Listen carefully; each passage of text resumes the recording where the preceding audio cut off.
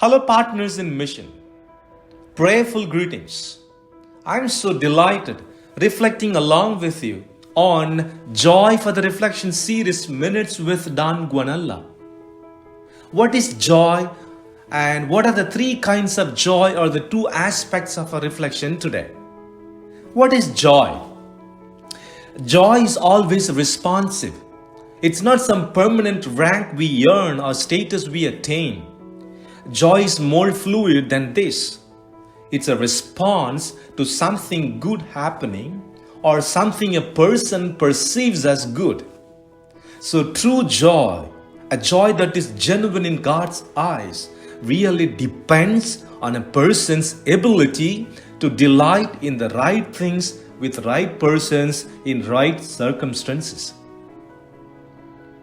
Today people take joy in all kinds of things, often in things that may in actuality be unimportant or even bad.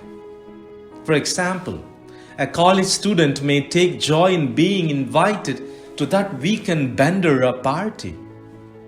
Or a professional can take joy in the ruin of her or his own colleagues in rival. Or a man can take joy in finally convincing his lover to leave her parents and to run away with him. These experiences could be described as joy, but they are not actually. They are a tragic, a false, a pseudo pleasure. True joy is the response of delight to what God delights in. It requires a person's heart to be tuned to the right values, specifically those things God finds valuable. It is the gladness of the soul in the possession of what it loves. So the nature of a joy must manifest the nature of our love. The nature of a joy must manifest the purity of our heart, mind, and the soul. So, therefore, dear friends, we must take a great care that the joys do not lead us away from God. Rather, in all things, we should keep ourselves closer to God. And we must not love anything outside of God. But we must love all creatures, all happenings, all possessions, all things, all desires, needs, skills, talents, and what else and what not. Everything with God as God would love them. The second aspect, three kinds of joy.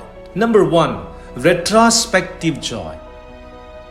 It comes in vividly recalling a previous experience of unspeakable joy. For example, we can imagine in our minds an occasion when we helped someone else, or someone unexpectedly helped us, or a time we felt deeply loved and cared for, or the moment we saw our child in the family. We can close our eyes and meditate on the memories, or even walk through the details with someone else or in a journal, and often experience that joy again and again, sometimes even more acutely, because they assure us and affirm us the goodness of God's presence in our lives, the positivity, the encouragement, the happiness, the nicer moments in our life which would give us the strength and vigor to march forward in true and complete joy in the Lord. The second kind is redemptive joy. It's a kind of joy that is restorative and redeeming.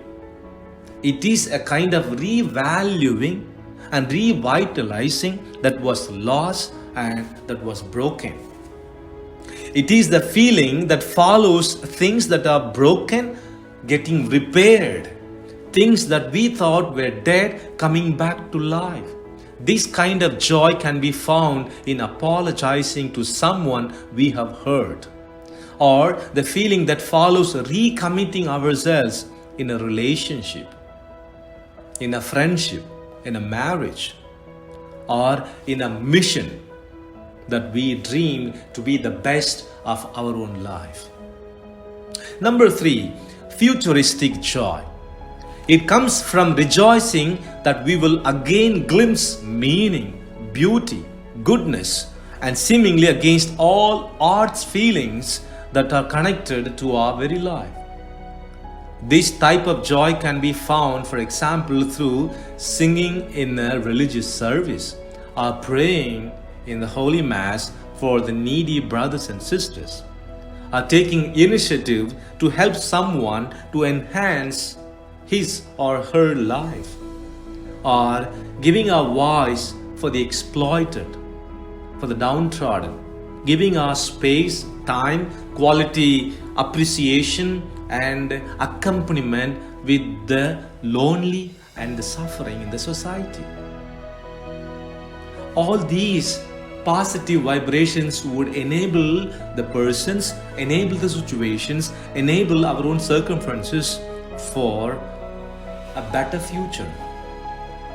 So, dear friends, today we live in the midst of the world in which it is easy to stumble onto suffering.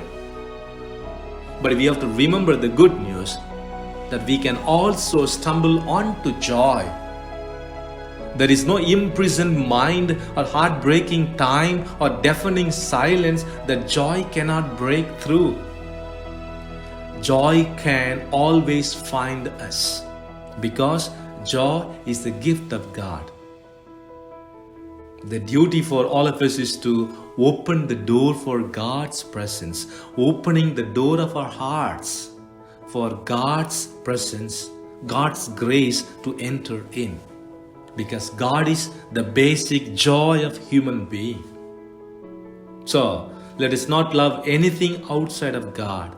Rather, let us love all creature, all persons, all things with God as God would love them. Thank you. My prayers.